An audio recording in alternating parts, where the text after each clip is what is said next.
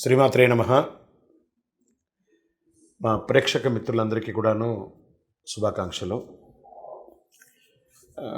ఎప్పుడూ కూడాను ఈ మాస ఫలితాలు, తర్వాత సంవత్సర ఫలితాలు, ప్రత్యేక ఫలితాలు మాత్రమే కాకుండా కొన్ని నిత్య జీవితంలో మనం పాటించవలసింది, కాస్త తెలుసుకోవాల్సింది, నా పరిగణలో తెలిసింది, మా గురువులు మాకు నేర్పించింది, సద్గురువుల దగ్గర నుంచి సేకరించినటువంటి కొన్ని సమాచారాన్ని మీతో పంచుకోవాలని ఈ వీడియోస్ ద్వారా మేము స్టార్ట్ చేస్తున్నాం.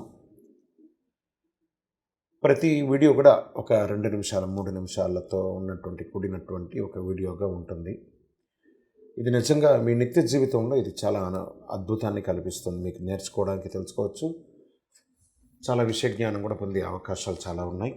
మా ఛానల్ మిత్రులందరూ చూస్తున్నారు. మళ్ళీ రిక్వెస్ట్, సబ్స్క్రైబ్ చేయండి, షేర్ చేయండి. మీ మిత్రులందరికీ ఇప్పుడు ఈరోజు వాట్సాప్లో, ఫేస్బుక్లో, ఇన్స్టాలో చాలా ఈజీగా షేరింగ్ ఉంది కదా. మీకు ఇది నిజంగా నచ్చింది అనుకోండి, జస్ట్ అలా క్లిక్ చేసి షేర్ చేసేసేయండి. ఆ పక్కన ఉన్న గంట గుర్తుని క్లిక్ చేసేస్తే మా సబ్జెక్ట్ అంతా కూడా మీకు వస్తూ ఉంటుంది. ఏమంటే శివాలయంలో ప్రదక్షిణాలు ఏ విధంగా చేయాలి? ఎట్లా పెడితే అట్లా చేస్తే తప్పే ఉంది? దేవుడు కొడతాడా? ప్రదక్షిణ చేస్తున్నాం కదా. ఇలాంటివన్నీ ఉంటాయి. కానీ ఒక చోటుకి వెళ్ళాలి అంటే ఒక నియమం ఉంటుంది. ఆ పద్ధతి అనేది ఖచ్చితంగా పాటించక తప్పదండి. మీరు శివాలయంలో వెళ్ళేటప్పుడు అన్ని ఆలయాలకు చెందిన విధంగా ప్రదక్షిణాలు చేస్తుంటారు కదా, అలా కాదట. శివాలయంలో చేసే ప్రదక్షిణం అన్ని దేవాలయాలు చేసే ప్రదక్షిణకి కాస్త భిన్నంగా ఉంటుంది. ఏ గుడికి వెళ్ళినా సర్వసాధారణంగా ప్రదక్షిణలు చేస్తారు, కానీ శివాలయానికి ఒక ప్రత్యేకత ఉంది. ఇతర దేవాలయాల్లో చేసిన విధంగా శివుని దేవస్థాన ప్రదక్షిణ చేయకూడదు. శివాలయాల్లో ఏ విధమైనటువంటి ప్రదక్షిణ చేయాలో లింగ పురాణంలో చెప్పబడింది. చాలా చక్కగా వివరించారు. శివాలయంలో చేసే ప్రదక్షిణ చండీ ప్రదక్షిణ లేదా సోమసూత్ర ప్రదక్షిణ అని అంటారు. ఈ చండీ ప్రదక్షిణ చేయడం వల్ల ఎలాంటి ఫలితాలు పొందవచ్చని పురాణాలు వివరంగా దానికి ఇచ్చున్నారు.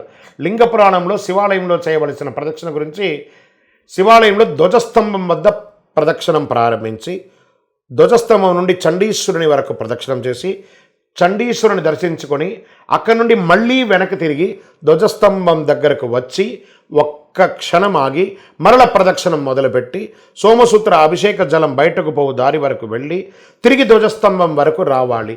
అలా వస్తే ఒక ప్రదక్షిణం పూర్తి అవుతుంది. వెనుక తిరిగి నందీశ్వరుని చేరుకుంటే ఒక శివ ప్రదక్షిణం పూర్తి చేసినట్టు. ఈ విధంగా చేసే ప్రదక్షిణం నుండి ప్రదక్షిణం లేదా సోమసూత్ర ప్రదక్షిణం అని పేరు. ఈ శివ ప్రదక్షిణలో సోమసూత్రాన్ని దాటకూడదు అని చెప్పారు. అండ్ తెలియకుండా దాటుతామంటే దానికి ఆన్సర్ లేదు. ఎందుకంటే ఆయనకు అభిషేకం చేసిన జలము సోమసూత్రం నుండే బయటికి పోతుంది. అంతేకాక అక్కడ ప్రమదగణాలు కొలువై ఉంటారు. అందుకే వారిని దాటితే శివునికి కోపం గురి అవుతారని ఈ విధంగా ఇలా చేస్తే ప్రదక్షిణం సాధారణ ప్రదక్షిణం కంటే 10,000 ప్రదక్షిణాలతో సమానమని లింగ పురాణంలో చెప్పబడింది. ఇలా 3 ప్రదక్షిణాలు చేయాలి.